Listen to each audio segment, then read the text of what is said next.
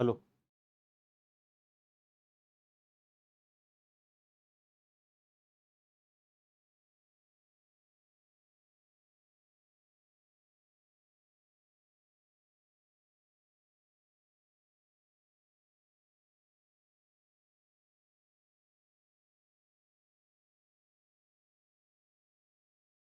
चलो हम लोग शुरू करते हैं। हमारा लास्ट क्लास कब हुआ था? 6 तारीख। आज कितना तारीख है? 18। मतलब अप्रोक्स 10-12 दिन पहले हुआ था हमारा, है ना। 10-12 दिन पहले हम लोग क्या सब्जेक्ट पढ़ रहे थे? इकोनॉमिक्स पढ़ रहे थे शायद, है ना। याद है बेसिक कुछ कुछ कि कुछ याद नहीं है, सब भूल गए? 11th क्लास में थे हम, इकोनॉमिक्स पढ़ रहे थे। इकोनॉमिक्स में 2 पार्ट होता है 11th का, क्या क्या? Micro and stats. ठीक है, 11th इकोनॉमिक्स में 2 है। माइक्रो इकोनॉमिक्स पढ़ेंगे हम और साथ में स्टैटिस्टिक्स पढ़ेंगे। ठीक है, माइक्रो इकोनॉमिक्स में हम लोग सेकेंड चैप्टर पढ़ रहे थे। चैप्टर 1 हमारा कंप्लीट हो गया था, चैप्टर 2 ऑलमोस्ट कंप्लीट हो गया था, लास्ट का कुछ टॉपिक्स बाकी था। ठीक है, तो वहां जाने से पहले हम लोग चैप्टर 2 को अभी एक बार रिवाइज करेंगे। ठीक है, क्या था चैप्टर 2 का नाम? चैप्टर 1 को एक बार छोड़ देते हैं, बाद में कभी रिवाइज करेंगे। डायरेक्टली चैप्टर नंबर 2 में आते। चैप्टर 2 का नाम क्या था? Consumer equilibrium. क्या होता है consumer equilibrium? Who is a consumer? A person who buys goods and services for satisfaction of his wants is known as a consumer. Consumer equilibrium क्या होता है? इक्विलिब्रियम का मतलब होता है state of being equal. Consumer equilibrium का मतलब क्या होता है? When a consumer is having maximum satisfaction and with limited income या with fixed income and he does not want to change his existing way of expenditure. मतलब basically जब consumer maximum satisfaction वाले point पर है। Maximum satisfaction का मतलब वो point जहां पर उसे price equals to marginal utility. हम इक्विलिब्रियम का कंडीशन पढ़े थे, 2 इक्विलिब्रियम का कंडीशन था। पहला कंडीशन था when price equals to marginal utility. पहला कंडीशन, जब हम जो प्राइस पे कर रहे हैं और उसके बदले में जो हमें यूटिलिटी मिल रहा है दोनों आपस में इक्वल हो जाए, उस वो है हमारा पहला कंडीशन। दूसरा कंडीशन क्या था? When marginal utility falls. Marginal utility ज्यादा होगा तो हमारा कंज्यूमर इक्विलिब्रियम क्यों होगा? When marginal utility is more than, इसका मतलब क्या है? हम जितना पे कर रहे हैं उससे ज्यादा हमें मिल रहा है। जब हम जितना पे करेंगे उससे ज्यादा मिलेगा तो हम स्टॉप क्यों करेंगे? हम तो कंज्यूम करते रहेंगे, है ना। हम 10 रुपए पे किए, हमें रिटर्न में बहुत ज्यादा यूटिल लिमिट है, 10 यूटिल से ज्यादा मिल गया, तो फिर से 10 पे करेंगे हम, फिर यूटिलिटी ज्यादा मिलेगा, है ना। हम स्टॉप क्यों करेंगे? हम स्टॉप कब करेंगे? जब हम जितना पे कर रहे हैं हमें रिटर्न में उतना मिले, तब हम स्टॉप करेंगे। क्योंकि अगर हम इसके आगे और जाते हैं तो हमें पता है प्राइस ज्यादा होगा और मार्जिनल यूटिलिटी क्या हो जाएगा? कम, जिससे हमें लॉस हो जाएगा। इसलिए हम क्या करेंगे? स्टॉप करेंगे। कुछ याद है या नहीं? कुछ भी याद नहीं है? चलो कोई बात नहीं। ऑनलाइन में अर्चना, लव्य, नव्या, तेजस और त्रिशिका। देखो, ध्यान से देखो, हम एक काम करते हैं। मैं सोच रहा था थोड़ा थोड़ा रिवीजन कराना पड़ेगा, अब लग रहा है कि डिटेल में रिवीजन कराना पड़ेगा। ठीक है, देखो ध्यान से सुनो, सब याद आ जाएगा। ठीक है,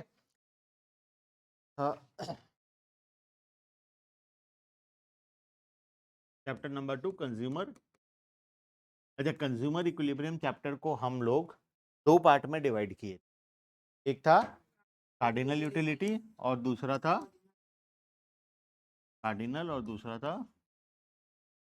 ऑर्डिनल। ठीक है, अभी फिलहाल हम बात करेंगे कार्डिनल यूटिलिटी के बारे में, ऑर्डिनल यूटिलिटी बाद में बात करेंगे। कार्डिनल यूटिलिटी का मतलब क्या होता है? जहां पर हम यूटिलिटी को न्यूमेरिक टर्म्स में मेजर कर सकते हैं। हम कोई कमोडिटी को कंज्यूम करके एग्जैक्टली बता सकते हैं कि हमें कितना यूटिल्स मिला। हम यूटिलिटी को न्यूमेरिक टर्म्स में मेजर करेंगे। अच्छा, यूटिलिटी को कौन से टर्म्स में मेजर किया जाता है? यूटिल्स के टर्म्स में मेजर किया जाता है। ठीक है, तो हम कार्डिनल यूटिलिटी में कोई भी कॉमोडिटी को कंज्यूम करके एग्जैक्टली बताएंगे कि हमें कितना यूटिल्स मिला। ठीक है, अब इसके अंदर हम तीन कॉन्सेप्ट पढ़े थे, टोटल यूटिलिटी, मार्जिनल यूटिलिटी और एवरेज यूटिलिटी, है ना। क्या होता था टोटल, एवरेज और मार्जिनल, बताओ।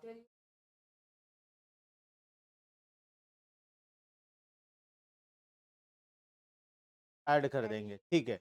हम जितना भी कॉमोडिटी कंज्यूम किए, अगर हम सभी के यूटिलिटी को टोटल कर दें तो उसे हम लोग बोलते थे टोटल यूटिलिटी, है ना। तो अगर मैं किसी कॉमोडिटी का 5 यूनिट कंज्यूम कर रहा हूं, तो utility from first unit plus utility from second unit plus utility from third unit plus utility from fourth unit plus utility from fifth unit, ये पांचों को अगर मैं टोटल कर दूं तो मुझे क्या मिल जाएगा, टोटल यूटिलिटी मिल जाएगी। ठीक है, पहला कॉमोडिटी को कंज्यूम किया जितना सेटिस्फेक्शन मिला, प्लस सेकंड को कंज्यूम किया जितना मिला, प्लस थर्ड को कंज्यूम किया जितना मिला। इस तरीके से अगर मैं सभी कॉमोडिटी को टोटल कर दूं तो मुझे क्या मिल जाएगा, टोटल यूटिलिटी मिल जाएगा। ठीक है, अब टोटल यूटिलिटी से हम मार्जिनल यूटिलिटी निकाल सकते हैं। मार्जिनल यूटिलिटी का मतलब क्या होता है, एक एक्स्ट्रा यूनिट को कंज्यूम करके इतना एक्स्ट्रा यूटिल्स हमें मिला, उसे हम बोलते हैं मार्जिनल। ठीक है, मान लो मैं पहला आइसक्रीम कंज्यूम करता हूँ, पहला आइसक्रीम कंज्यूम करके मुझे 100 यूटिल्स मिलते, तो मार्जिनल यूटिलिटी कितना होगा, 100। सेकेंड आइसक्रीम को कंज्यूम करके टोटल मुझे 180 यूटिल्स मिलता है। फर्स्ट कंज्यूम किया था तो 100 मिला था, दो ठो कंज्यूम किया तो 180 मिला, तो सेकेंड वाले से कितना मिला मुझे, 80 यूटिल्स, है ना। पहला वाला को कंज्यूम किया 100 मिला, दो ठो कंज्यूम किया तो 180 मिला, तो सेकंड वाले आइसक्रीम से मुझे कितना मिल रहा है, 80 यूटिल्स मिल रहा है, तो मार्जिनल यूटिलिटी कितना होगा, बात समझ में आया। तो हर बार जब हम एक एक्स्ट्रा यूनिट को कंज्यूम करेंगे, जितना एक्स्ट्रा सेटिस्फेक्शन मुझे मिलेगा उसे हम क्या बोलेंगे, मार्जिनल। ठीक है, एवरेज यूटिलिटी तो इजी है, total utility divided by number of units. ठीक है, ये बुक में है भी नहीं एवरेज यूटिलिटी। अब इसके बाद हम क्या पढ़े थे,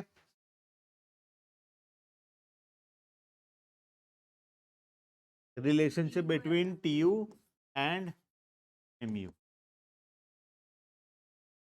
total utility and marginal utility के बीच का रिलेशनशिप। बुक में आते हैं, एक बार एक टेबल दिया हुआ था,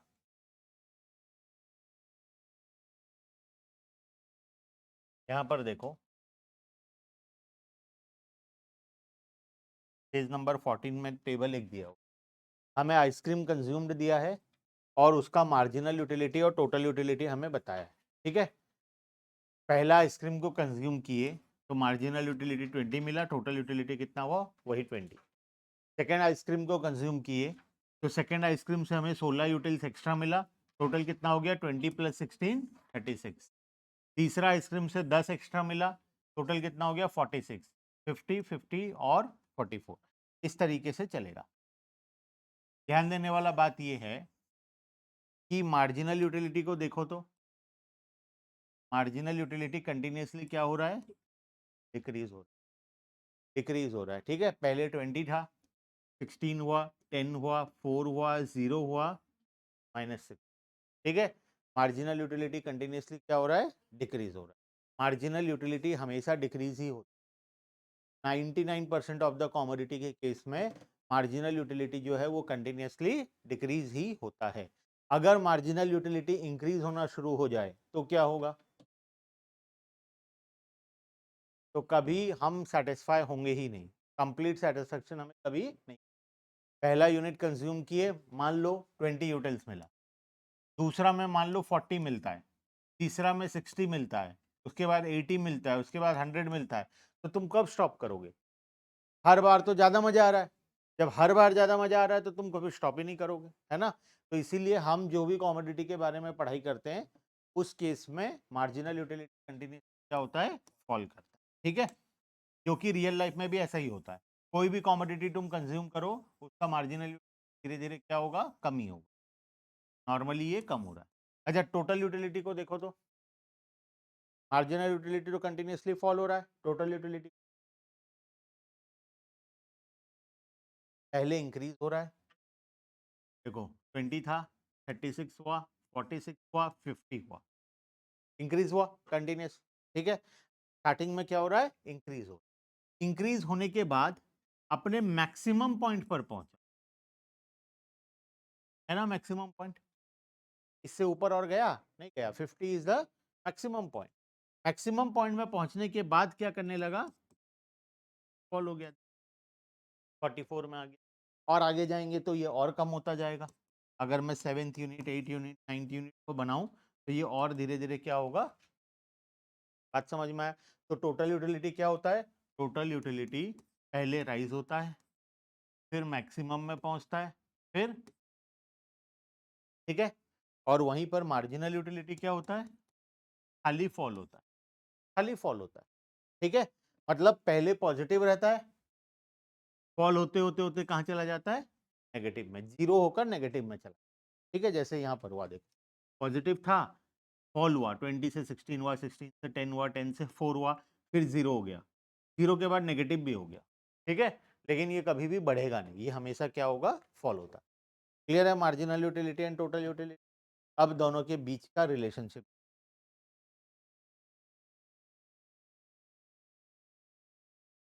12 दिन में घर में एक बार भी बुक कॉपी खोले थे, खाली अकाउंट्स, क्यों, खाली अकाउंट्स, इकोनॉमिक्स खोले थे, क्या पढ़े थे इकोनॉमिक्स, अकाउंट्स, और नॉर्मली हर कोई ऐसे ही करते हैं, अकाउंट्स पढ़ता है ना। अकाउंट्स लोगों का फेवरेट होता ही है, मेरा भी फेवरेट था, मैं भी खाली छुट्टी में हमेशा अकाउंट्स ही पढ़ता था। हालांकि हम लोग मैथ्स भी लिए थे, तो हम लोग मैथ्स भी पढ़ते थे उस टाइम। अभी जो लोग मैथ्स नहीं लिए वो लोग खाली अकाउंट्स पढ़ते हैं। लेकिन प्रॉब्लम कहाँ पर होगा, अकाउंट्स में बढ़िया मार्क्स आएगा, नो डाउट अच्छा मार्क्स आएगा, प्रॉब्लम कहाँ पर होगा, बीएसटी में, इकोनॉमिक्स में, थ्योरी सब्जेक्ट है, पहले से पढ़ोगे नहीं, लास्ट में पढ़ोगे जाकर, ठीक है। और सारा मार्क्स का जो एवरेज परसेंटेज जो डाउन होगा, ओवरऑल जो परसेंटेज डाउन होगा, वो थ्योरी सब्जेक्ट की वजह से होगा। इंग्लिश, इंग्लिश तो होगा ही, है ना, इंग्लिश अच्छे से पढ़ लेना, बहुत बुरा बुरा मार्क्स आया है इंग्लिश में। अभी जो, मतलब जो लोग अकाउंट्स में 99 लाए हैं, इकोनॉमिक्स में 99 लाए हैं, ठीक है, 98 लाए हैं, 97 इकोनॉमिक्स में, 97, 98, 99 अकाउंट्स में, 97, 98, 99 भर के बहुत सारे बच्चे हैं, बीएसटी में भी तीनों के बहुत सारे बच्चे हैं। लेकिन इंग्लिश में उन्हीं लोगों का, किसी का 92 आया है, किसी का 94 आया है, मतलब 95 क्रॉस करना, 95 क्रॉस करना इंग्लिश में वेरी डिफिकल्ट। उनके लिए जो लोग बाकी सब्जेक्ट में आसानी से 99, 98 ला रहे हैं, और जो लोग बाकी सब्जेक्ट में 91, 92, 93 ला रहे हैं, वो लोग इंग्लिश में 84, 83, 85 ला रहे हैं। तो ओवरऑल जब परसेंटेज निकालोगे तो परसेंटेज डाउन कहाँ पर होगा, इकोनॉमिक, इंग्लिश के वजह से हो जाए, बीएसटी के वजह से डाउन होता है, इकोनॉमिक्स के वजह से डाउन होता है, ठीक है। परसेंटेज कभी भी तुम्हारा अकाउंट्स के वजह से डाउन नहीं होगा। ओवरऑल 5 सब्जेक्ट में बहुत लोगों का, जिनका मतलब कुछ लोग ऐसे होते हैं जिनका प्रैक्टिकल होता ही नहीं है उनसे, उनका बात नहीं कर रहा हूँ मैं, नॉर्मली बात कर रहा हूँ। अकाउंट सबका अच्छा मार्क्स आता है, क्योंकि साल भर पढ़ भी रहे हो, मजा भी आ रहा है, और प्रैक्टिकल है तो एग्जाम में हो भी जाता है थोड़ा। लेकिन थ्योरी पर बहुत प्रॉब्लम, थ्योरी को कभी भी नहीं करना ओवरऑल, क्योंकि जहाँ पर भी कॉलेज में एडमिशन लोगे 12th के बाद, 12th के बाद तो कहीं कॉलेज में एडमिशन लेना पड़ेगा कहीं ना कहीं। अभी तो क्या था, 10th में था, कोई भी कॉलेज स्कूल जाओ हर जगह एडमिशन मिल रहा है, कोई प्रॉब्लम नहीं है, 60% वाले को भी मिल रहा है, 95 वाले को भी मिल रहा है, कोई प्रॉब्लम नहीं है।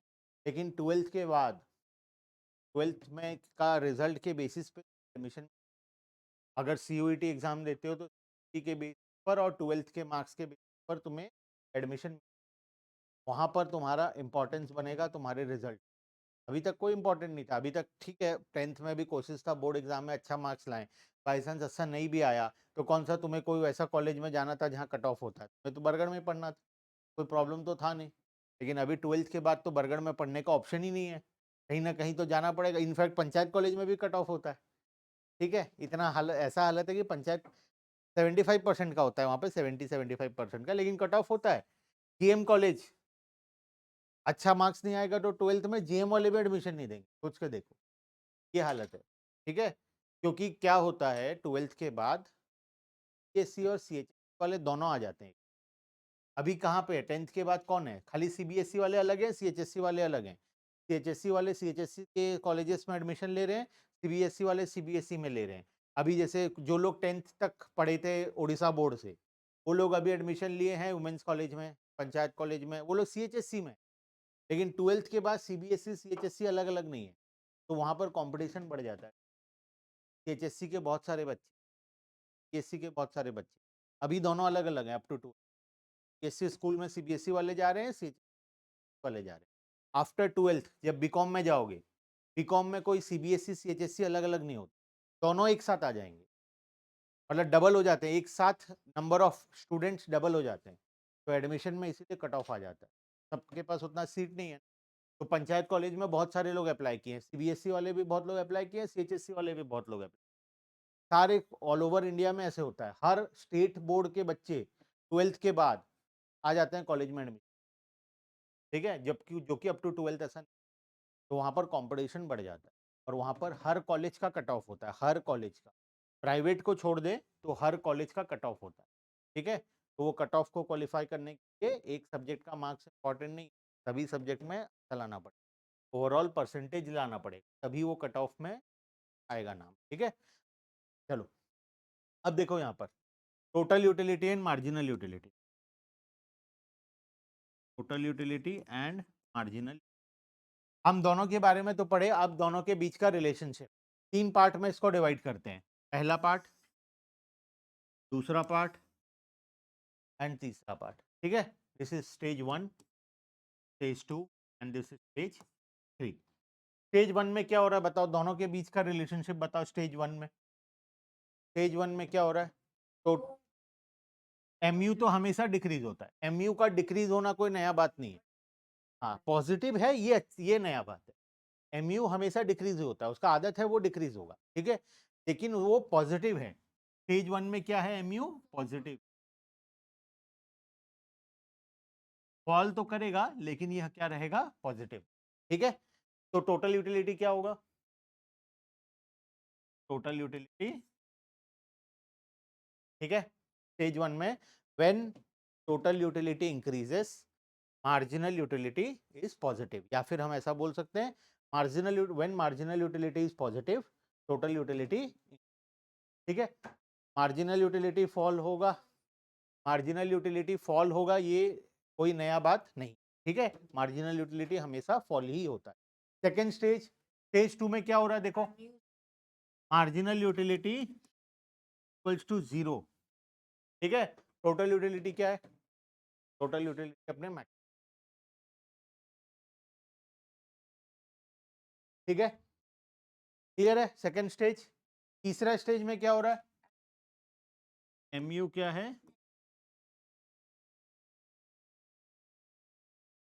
एमयू फॉल तो कर रहा है लेकिन अब क्या हो गया, ये नेगेटिव हो गया, ठीक है, मार्जिनल यूटिलिटी नेगेटिव हो गया, तो टोटल यूटिलिटी क्या हो रहा है, क्लियर है, बोलो कोई डाउट, बोलो, नहीं, देखो, ठीक है, स्टेज 1 स्टेज 2 स्टेज 3, क्लियर है बात, ठीक है। डायग्राम में आ जाते हैं एक बार, यहाँ पर आ जाओ, देखो टोटल यूटिलिटी पहले इंक्रीज हो रहा है, अपने मैक्सिमम पॉइंट पर पहुंचा, उसके बाद फॉल हुआ, मार्जिनल यूटिलिटी कंटिन्यूसली फॉल हो रहा है, पहले पॉजिटिव था, फिर 0 हो गया, और उसके बाद, ठीक है, अगर स्टेज वाइज डिवाइड करें, दिस पर 1 पर 2 पर, ठीक है, यहाँ तक कोई डाउट नहीं, हम पढ़ रहे हैं या रिवाइज कर रहे हैं, रिवाइज कर रहे हैं, ठीक है। चलो आगे चलते हैं, यहाँ पर तीनों रिलेशनशिप किया गया है, 1 2। नेक्स्ट टॉपिक था हमारा लॉ ऑफ डिमिनिशिंग मार्जिनल, क्या बोलता है law of diminishing marginal, marginal का, ये बात तो हमें पहले से पता था, है ना, ये बात तो हमें स्टार्टिंग से पता है, कोई भी कॉमोडिटी को हम कंटिन्यूसली कंज्यूम करते जाएंगे तो धीरे धीरे हमारा यूटिलिटी क्या होगा, कम होगा, पहला यूनिट खाएंगे तो ज़्यादा मजा आएगा, दूसरा यूनिट खाएंगे तो थोड़ा कम मजा आएगा, तीसरा यूनिट खाएंगे तो और कम मजा आएगा, ये तो बात हमें पहले से पता है। इसी चीज को बुक में एक लॉ बना कर दिया है, law of diminishing marginal utility. Law of diminishing marginal utility क्या बोलता है? तुम कभी भी किसी भी कॉमोडिटी को अगर कंटिन्यूस कंज्यूम करोगे एक के बाद एक, तो स्टार्टिंग में यूटिलिटी ज्यादा होगा और धीरे धीरे यूटिलिटी क्या होता जाएगा? कम। एक ऐसा पॉइंट आएगा कि मार्जिनल यूटिलिटी जीरो हो जाएगा, और अगर उसके बियॉन्ड भी तुम कंज्यूम करते हो तो मार्जिनल यूटिलिटी नेगेटिव हो, मतलब यूटिलिटी डिस यूटिलिटी कन्वर्ट हो। यूटिलिटी का ऑपोजिट है डिस यूटिलिटी, मजा का ऑपोजिट है सजा। ठीक है, तो तुम्हारा जो मजा आ रहा है तुम्हें कॉमोडिटी को करके, वो कन्वर्ट हो जाएगा सजा। क्लियर है बात? ठीक है, देखो, law of diminishing marginal states that as we consume more and more units of a commodity, the utility derived from each successive goes on. Clear है? आगे चले। इसके साथ हम 10 ठो assumptions पढ़े थे। पहला, cardinal measure of utility. Utility को हम न्यूमेरिक टर्म्स में मेजर कर सकते हैं, ऐसा हम लोग अज्यूम कर रहे हैं, क्योंकि रियल लाइफ में पॉसिबल। तुम क्या किसी भी कॉमोडिटी को कंज्यूम करके एग्जैक्टली बता सकते हो तुम्हें कितना मजा आया? It possible? Next, monetary measurement of utility. Monetary measurement मतलब मनी के टर्म्स में, अगर मैं किसी कॉमोडिटी के लिए 10 रुपए पे कर रहा हूँ, तो मुझे उससे कितना यूटिल्स 10 चाहिए। इसका मतलब क्या हुआ? 1 रुपए का वैल्यू क्या हुआ? कौन बताया तुम्हें 1 रुपए का एक 1 यूटिल 1 रुपी? ऐसा हम अज्यूम, हमारे लिए वही लिखा है। हम मनी को यूटिलिटी के टर्म्स में कन्वर्ट करेंगे। हमारे लिए 1 रुपए का वैल्यू 1 यूटिल, या और कुछ भी हो सकता है, तुम अपने हिसाब से कोई और भी सेट कर सकते हो। 1 रुपी को 5 यूटिल। अगर तुम 5 यूटिल्स रखे हो तो तुम्हें 10 रुपए का कॉमोडिटी करके मिनिमम कितना यूटिल चाहिए? 50 मिलना चाहिए। 50 से ज्यादा मिल रहा है तो तुम करोगे, 50 से कम मिल रहा है तो तुम। ठीक है, next, consumption of reasonable quantity. What is reasonable quantity?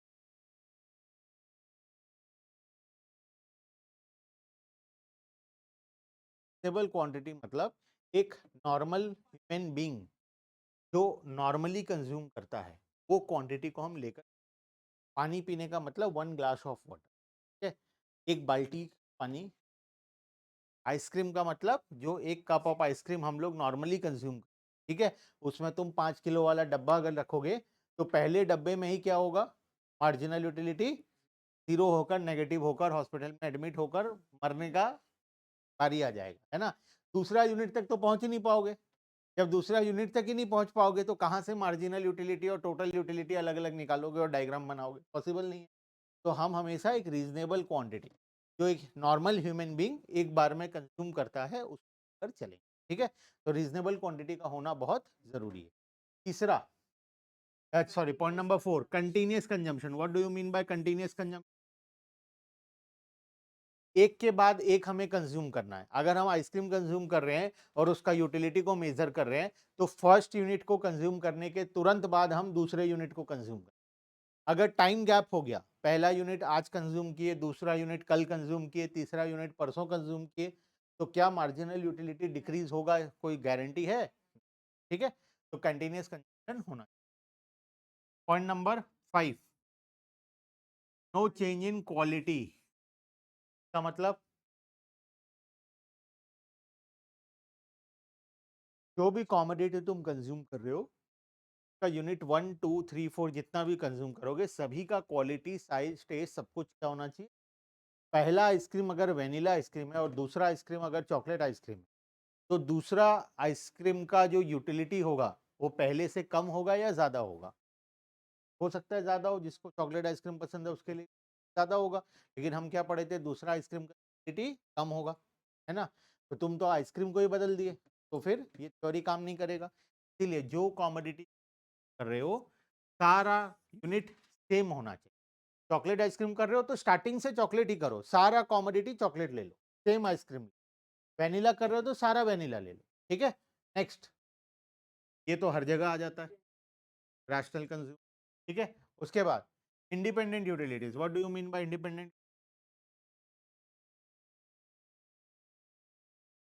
के अंदर दो पॉइंट था, दो कॉमोडिटी का यूटिलिटी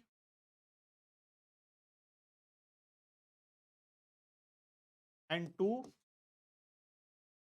पर्सन का यूटिलिटी, है ना। दो कॉमोडिटी का यूटिलिटी साथ हम कंबाइन नहीं, और दो पर्सन का यूटिलिटी साथ कंबाइन। दो कॉमोडिटी का यूटिलिटी का कोई एग्जांपल दे। बिस्किट, ठीक है, चाय बिस्किट का हम लोग एग्जांपल लिए। हम चाय अलग से कंज्यूम कर रहे हैं, बिस्किट अलग से कंज्यूम कर रहे हैं, और दोनों को एक साथ कंज्यूम, और ओवरऑल यूटिलिटी हमारा क्या होगा, ज्यादा। या हम और बेटर एग्जांपल ले सकते हैं, टी एंड शुगर। चाय अलग से पिए, चीनी अलग से खाए, और मिलाकर डायरेक्टली पिए, तो ऑब्वियसली जो मिलाकर पिए उसका यूटिलिटी बहुत ज्यादा होगा इन कंपैरिजन टू, है ना। तो हम कभी भी दो कॉमोडिटी का यूटिलिटी को आपस में कंबाइन नहीं करेंगे, ठीक है। जब हम ये थ्योरी पढ़ रहे हैं, हम एक ही कॉमोडिटी लेंगे और उसी का स्टडी, हम उस कॉमोडिटी को किसी और कॉमोडिटी के साथ कंबाइन नहीं। जैसे चाय पी रहे हैं तो चाय का सिर्फ हम एनालिसिस, चाय के साथ बिस्किट को नहीं जोड़ेंगे, है ना। तो हम हमेशा एक कॉमोडिटी पर करेंगे। दो पर्सन का यूटिलिटी मतलब,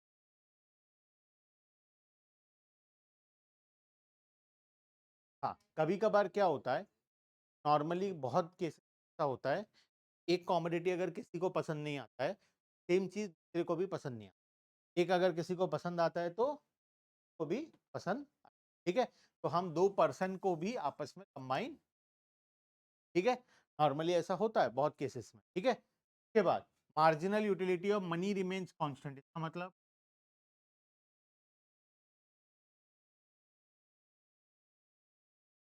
बाद वाला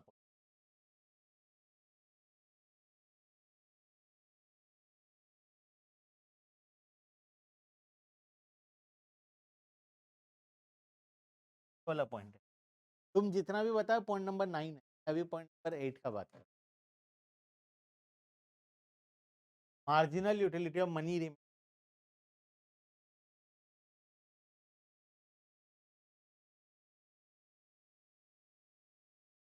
बोलो।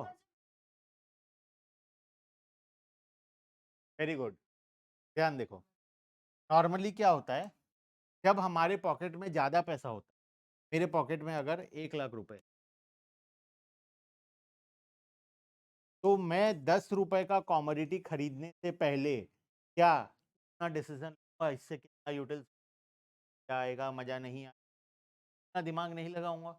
लेकिन अगर मेरे पॉकेट में सिर्फ 50 रुपए है, तो 10 रुपए खर्च करने से पहले मैं सोचूंगा, है ना।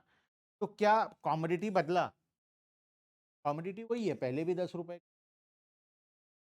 पहले जो था सब कुछ, खाली डिफरेंस क्या हुआ, पहले मेरे पॉकेट में पैसा ज्यादा था, अब मेरे पॉकेट में पैसा कम है। तो जब मेरे पॉकेट में पैसा ज्यादा था, तब मेरे लिए मनी का वैल्यू बहुत कम था, मैं ऐसे ही खर्च करता था बिना सोचे समझे, है ना। लेकिन जब मेरे पॉकेट में पैसा कम है, तो मैं सोच समझ के खर्च कर रहा हूँ, ठीक है।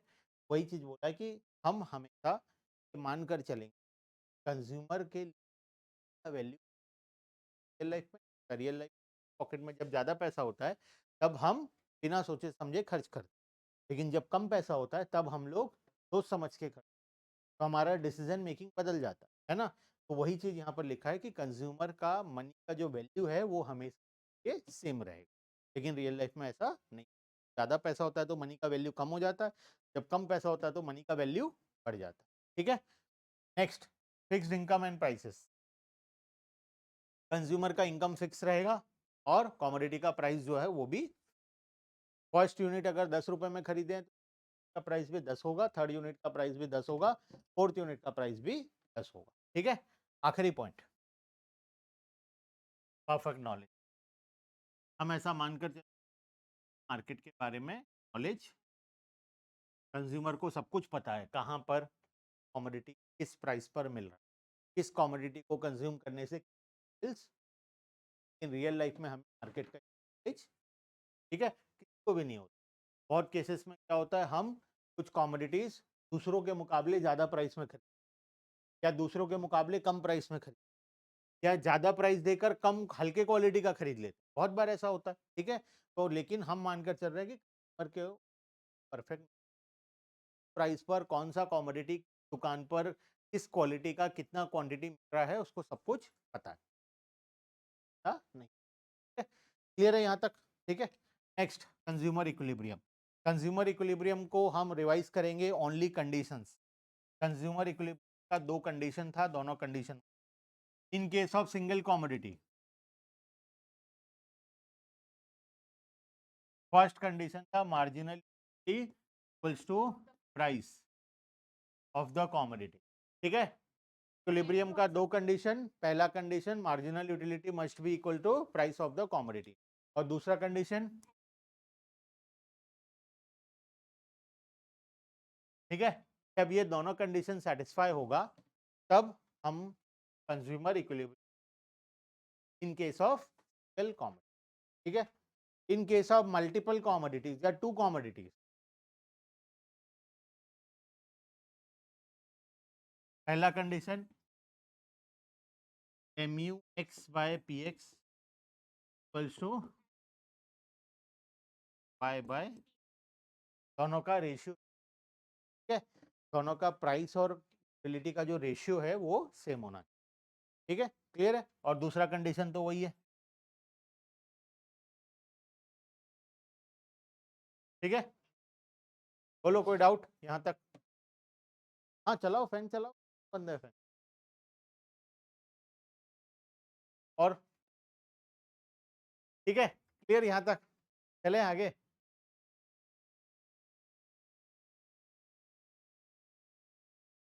हाँ, अगर प्राइस सेम है तो ये कट जाएगा, डिनोमिनेटर डिनोमिनेटर, मैथ्स का सिंपल, दोनों साइड का अगर डिनोमिनेटर सेम है तो आपस में कट जाएगा, बेटर आप एक दूसरे के साथ। लेकिन प्राइस अगर अलग अलग है तब फिर ये पूरा रेशियो। ठीक है, चलो आगे चलते हैं। Consumer equilibrium in case of single commodity and commodity. अब बात करते हैं ऑर्डिनल।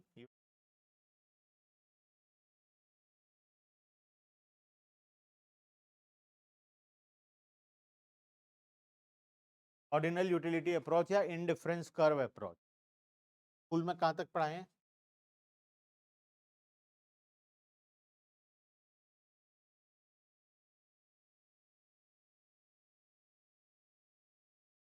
स्टैटिस्टिक्स का 2 और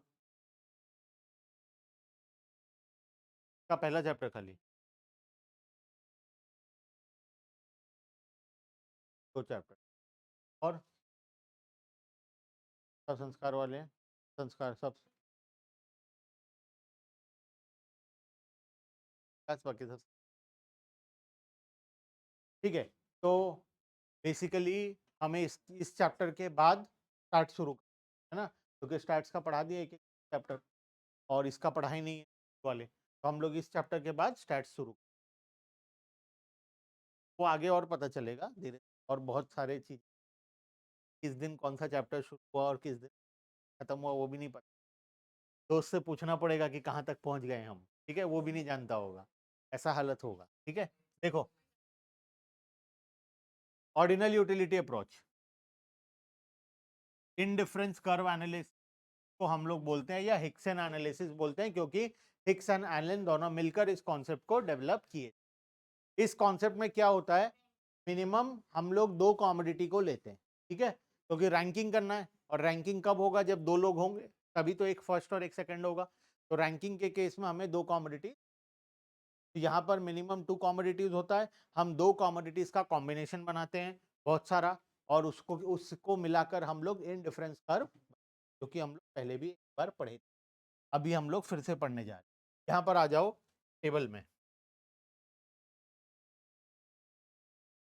टेबल और डायग्राम को देखो ध्यान। टेबल और डायग्राम हमें क्या बता रहा है,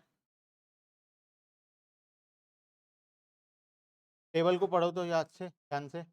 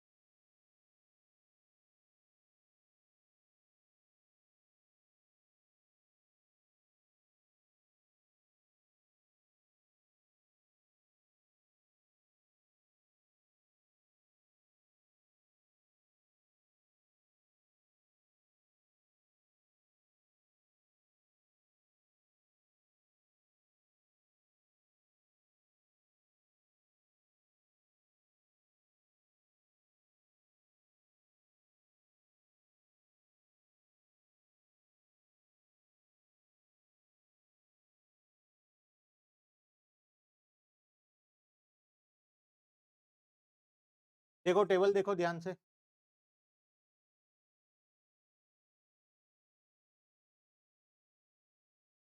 टेबल में देखो क्या है, हम 5 कॉम्बिनेशंस बनाए हैं। बेसिकली हम लोग 5 बास्केट्स बनाए, 5 तो बास्केट में QRSNT RS 5 तो बास्केट है।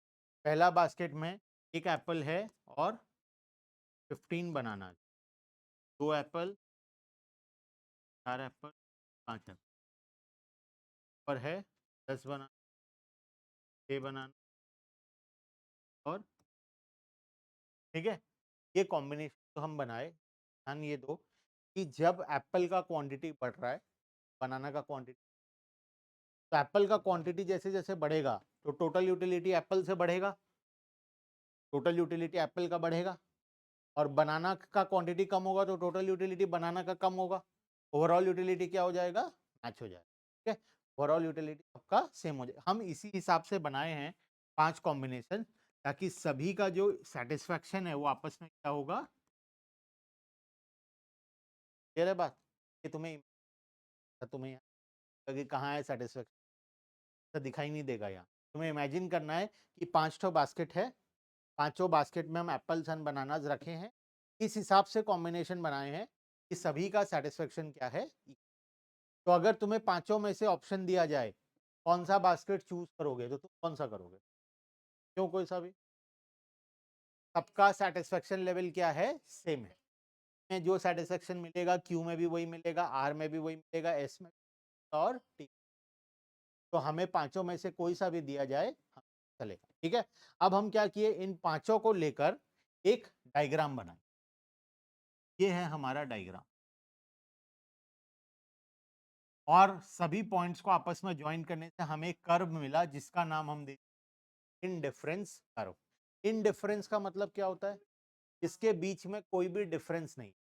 डिफरेंस का ऑपोजिट होता है इनडिफरेंस।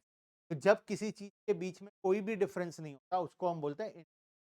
तो इन पांचों के बीच में क्या कोई डिफरेंस है, इन टर्म्स ऑफ सेटिस्फेक्शन कोई भी डिफरेंस। इन पांचों का कॉम्बिनेशन जब हम कर्व में शिफ्ट की तो जो कर्व हमें मिला उससे हम क्या बोलेंगे, डिफरेंस। ठीक है, अब इन डिफरेंस कर्व के ऊपर 5 ठो पॉइंट, इस वाले पॉइंट है, क्यू है, आर है, एस है, टी। क्या सभी पॉइंट तुम्हें इक्वल सेटिस्फेक्शन दे रहा है, यस। तो हमें पी दो, क्यू दो, आर दो, एस दो या टी दो, हमें चलेगा। ऑल कॉम्बिनेशन हमें इक्वल सेटिस्फेक्शन प्रोवाइड। ठीक है, क्लियर है। इसीलिए इस कर्व का नाम क्या है, डिफरेंस। क्लियर है बात। अब इससे थोड़ा और आगे जाते हैं, देखते हैं कुछ याद है क्या जो हम पहले पढ़े। हम एक इनडिफरेंस मैप पढ़े थे, क्या होता था इनडिफरेंस, बहुत सारे इनडिफरेंस कर्व को मिलाकर हमें मिलता है इनडिफरेंस मैप। ठीक है, देखो नेक्स्ट पेज में दिया है क्या तुम्हारे इसमें, यहाँ पर ये रहा इनडिफरेंस। ठीक है, हम इनडिफरेंस मैप से रिलेटेड कुछ क्वेश्चन कर, इसमें देखो 3 ठो इनडिफरेंस कर्व है, IC1 आई, ठीक है। अब सबसे पहला पॉइंट ए दिया है IC1 के ऊपर, पॉइंट बी दिया है IC2 के ऊपर।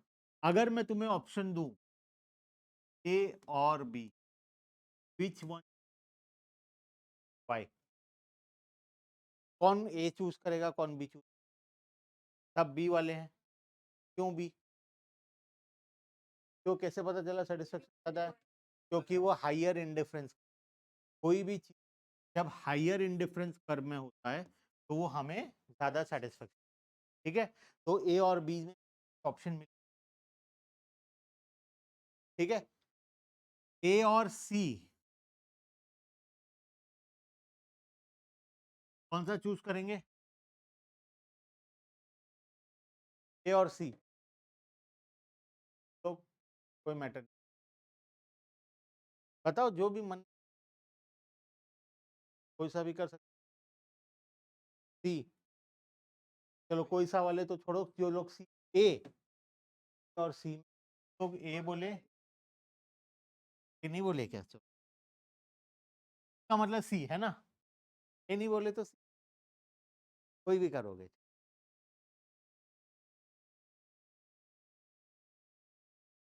वाई सी, जो लोग कोई भी बोले उनसे क्या ही पूछूं, जो लोग सी बोले तुम बताओ क्यों होगा सी।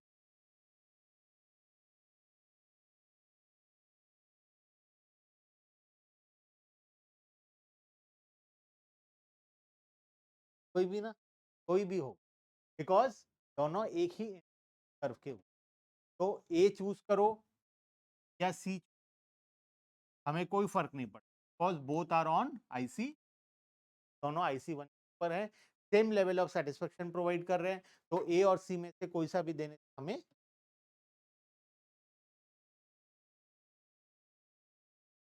चलेगा। ठीक है, अब सी और डी, वाई नहीं, कैन डी, कैन डी में से डी, डी चूज करोगे, बाकी लोग सब डी, सी कोई नहीं, क्या ऊपर है, हायर इनडिफरेंस कर्व हमें देख, ठीक है, कौन ऊपर है कौन नीचे है उससे कोई मतलब नहीं है, कौन हायर इनडिफरेंस कर्व में, तो डी इज IC3, तो हम क्या चूज करें, ठीक है, क्योंकि डी हमें ज्यादा सेटिस्फेक्शन प्रोवाइड करे। क्लियर है। अब दूसरा क्वेश्चन, क्या ऐसा कभी हो सकता है, सोच समझ के बताना, क्या ऐसा कभी हो सकता है ये कर्व जा रहा है, ये आ रहा है, दोनों क्या हो जाए यहाँ, अभी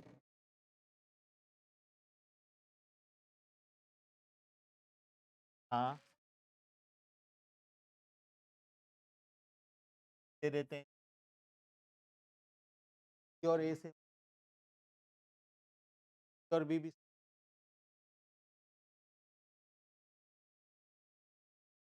ठीक है, जो हम लोग लिखे थे, है ना, अगर दोनों इंटरसेक्ट हुआ का मतलब दोनों का सेम लेवल ऑफ सेटिस्फेक्शन, अगर मैं इस पॉइंट पर खड़ा हूं यहाँ पर, ठीक है, तो पॉइंट ई का मतलब है IC1 और IC2 दोनों के ऊपर, और पॉइंट ई में सेटिस्फेक्शन मिल रहा है A equals to B equals to, देखो हो रहा है as per IC1 A is equal to E, as per IC2 B is equal to E, लेकिन A और B के में कौन बड़ा है, B इज ग्रेटर देन, क्या ये पॉसिबल, क्योंकि यहाँ के अकॉर्डिंग अगर हम देखें इक्वल्स टू, हम क्या पढ़े, ग्रेटर देन ए, तो दो इंडिफरेंस कर्व आपस में कभी भी के साथ इंटरसेक्ट, इसीलिए दो इंडिफरेंस कर्व हमेशा एक दूसरे के साथ क्या होता है, पैरेलल, पैरेलल क्या होता है, तो मैथ्स पढ़े हो ना, क्या होता है, व्हाट डू, दो इंटरसेक्ट,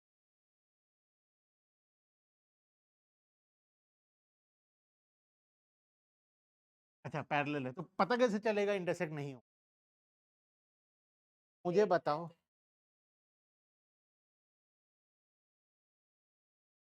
इस line A, how you will proof A and B will never intersect each, how you will prove, अगर मैथ्स में क्वेश्चन आए prove that A and B are parallel to each other, क्या question आए A और B आपस में कभी intersect नहीं करेंगे, ये तुम्हें प्रूफ करना है, तो कैसे प्रूफ, मैथ्स अभी नहीं लिए ना, अभी तक तो था मैथ्स, 10 तक तो था, स्ट्रेट लाइन नहीं पढ़े हो, स्ट्रेट लाइन चैप्टर पढ़े हो ना, डायगोनल ड्रॉ करना, तुम पैरेललोग्राम बोल रहे हो, पैरेललोग्राम नहीं, अगर मुझे दो लाइन को प्रूफ करना है कि ये दोनों, कहां तक ड्रॉ करोगे, ये चलते रहेगा, कहां तक जाओगे, ऐसे नहीं, मैथ्स है ना ये, पहले मुझे बताओ स्ट्रेट लाइन चैप्टर पढ़े हो कि नहीं, वेरी गुड,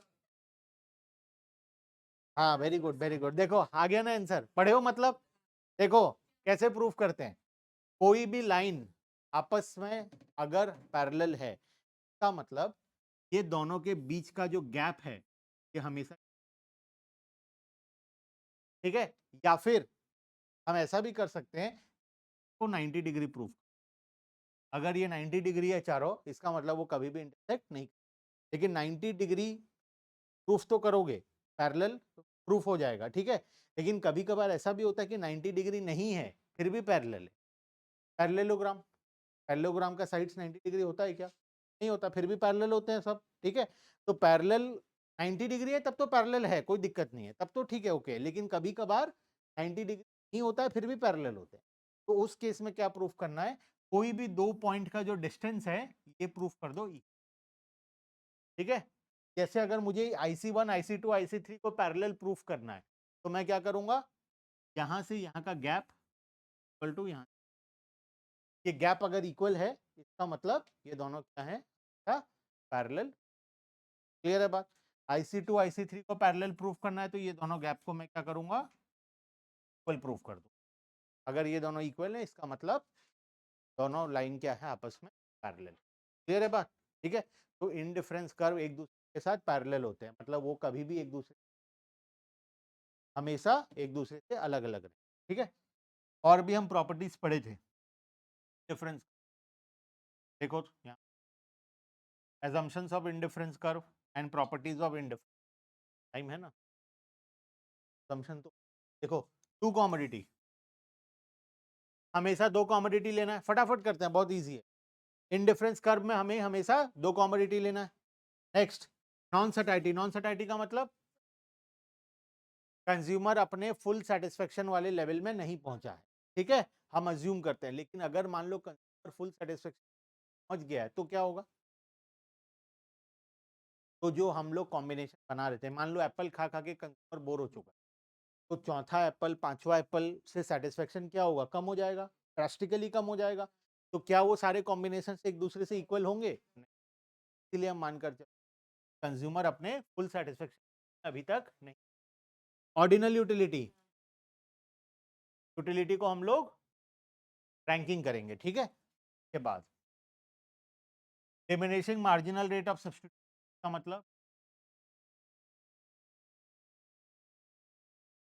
मार्जिनल, और रैशनल कंज्यूमर, ये तो ऑलरेडी पता है, ठीक है। चलो प्रॉपर्टीज से हम लोग नेक्स्ट क्लास में कर लेंगे, ठीक है। थोड़ा एक बार पढ़ लेना घर में, ठीक है। अभी तक जो रिवाइज किए हैं वो रिवाइज कर लेना, ठीक है।